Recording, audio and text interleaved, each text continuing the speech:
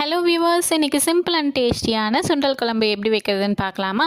நான் இன்றைக்கி சுண்டல் குழம்பு வைக்கிறதுக்கு சுண்டல் முளப்பு கட்டி வச்சுருந்தேன். நீங்கள் ஏதாவது முளப்பு கட்டி வைக்கணும் அப்படின்னு ஆசைப்பட்டீங்க அப்படின்னா மார்னிங் வந்துட்டு நீங்கள் சுண்டலை ஊற வச்சுருங்க. நைட்டு வந்து ஊற வச்ச சுண்டலை எடுத்து ஒரு காட்டன் டவலில் கட்டி வச்சிட்டிங்க அப்படின்னா நெக்ஸ்ட் டே மார்னிங் உங்களுக்கு முளப்பு வந்துடும். அதை வச்சு நீங்கள் சுண்டல் குழம்பு வச்சுக்கலாம்.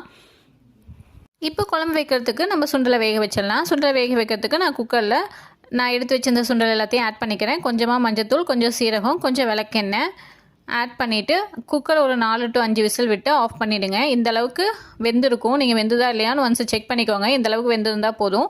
இதிலேருந்து கொஞ்சமாக சுண்டல் எடுத்து நீங்கள் ஒரு பிளேட்டில் மாற்றி வச்சுக்கோங்க.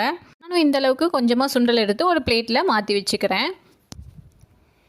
நெக்ஸ்ட்டு குழம்பு வைக்கிறதுக்கு நம்ம 10 to 15 பல் அளவுக்கு சின்ன வெங்காயம் எடுத்திருக்கேன். 4 மீடியம் சைஸ் கத்திரிக்காய் எடுத்திருக்கேன். இதெல்லாம் சின்ன சின்னதாக கட் பண்ணி வச்சுக்கோங்க. இப்போ நம்ம வேக வச்சு எடுத்து வச்சுருந்தோம் இல்லையா அந்த சுண்டல் குக்கரில், அந்த குக்கரை எடுத்து அடுப்பில் வச்சுக்கோங்க. அடுப்பில் வச்சுட்டு அதிலேயே என்ன பண்ணுறீங்க அப்படின்னா கட் பண்ணி வச்சுருந்த சின்ன வெங்காயம் அண்ட் கத்திரிக்காய் எல்லாத்தையும் ஆட் பண்ணிக்கோங்க.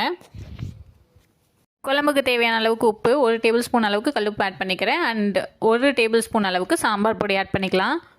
உங்களுக்கு காரம் அதிகமாக தேவைப்பட்டுச்சு அப்படின்னா இன்னும் 1/2 ஸ்பூன் அளவுக்கு நீங்கள் சாம்பார் பொடி ஆட் பண்ணிக்கலாம். தேவையான அளவுக்கு தண்ணி ஆட் பண்ணிக்கோங்க. இது அப்படியே இருக்கட்டும், மூடியெல்லாம் வைக்க வேணாம். நெக்ஸ்ட்டு குழம்புக்கு அரைக்கிறதுக்கு ஒரு மீடியம் சைஸ் தக்காளி எடுத்திருக்கேன். அதை 4 கட் பண்ணி போட்டிருக்கேன். அண்ட் 5 சின்ன வெங்காயம் எடுத்திருக்கேன். கொஞ்சமாக தேங்காய், 1 அல்லது 2 பீஸ் அளவுக்கு தேங்காய் அண்ட் நம்ம எடுத்து வச்சுருந்தோம் இல்லையா சுண்டல் வேக வச்சு, அந்த சுண்டலையும் இதுலேயே ஆட் பண்ணிக்கோங்க.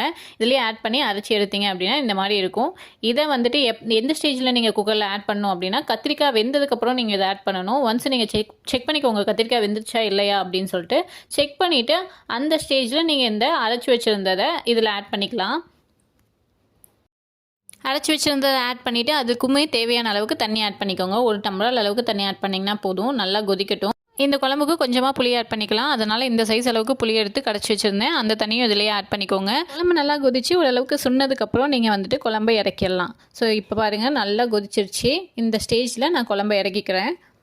நெக்ஸ்ட்டு குழம்பு தாளிக்கிறதுக்கு ஒரு கடாயில் ஆயில் ஆட் பண்ணிக்கோங்க. 1 இல்லைனா 2 டேபிள் ஸ்பூன் அளவுக்கு எண்ணெய் காஞ்சதும் கடுகு உளுத்தம்பருப்பு ஆட் பண்ணிக்கோங்க. அது கடுகு பொரிஞ்சதுக்கப்புறம் தாளிப்பு வடகம் நான் கொஞ்சமாக ஆட் பண்ணிக்கிறேன். இந்த வீடியோ பார்த்துட்டு இருக்க யாருக்காவது தாளிப்பு வடகம் தேவைப்பட்டுச்சுன்னா கமெண்ட் பண்ணுங்கள். நாங்கள் சேல் பண்ணிகிட்டு இருக்கிறதுனால அது கொரியரும் பண்ணுவோம். அதுக்கப்புறமா 2 வரமிளகாய் ஆட் பண்ணிவிட்டு கொஞ்சமாக கருவேப்பிலை ஆட் பண்ணி அந்த தாளிச்சதை எடுத்து நீங்கள் குழம்புலேயே ஆட் பண்ணிக்கோங்க. அவ்வளோதான், சிம்பிள் அண்ட் ஈஸியான சுண்டல் குழம்பு ரெடி.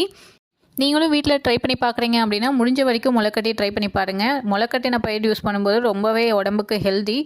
ஒன்ஸ் நீங்கள் இதை வீட்டில் ட்ரை பண்ணி பார்த்துட்டு கமெண்ட் பண்ணுங்கள். உங்களுக்கு இந்த வீடியோ பிடிச்சிருந்தா லைக் அண்ட் ஷேர் பண்ணுங்கள். மறக்காமல் சப்ஸ்கிரைப் பண்ணுங்கள். நெக்ஸ்ட் வீடியோவில் பார்க்கலாம். பாய்.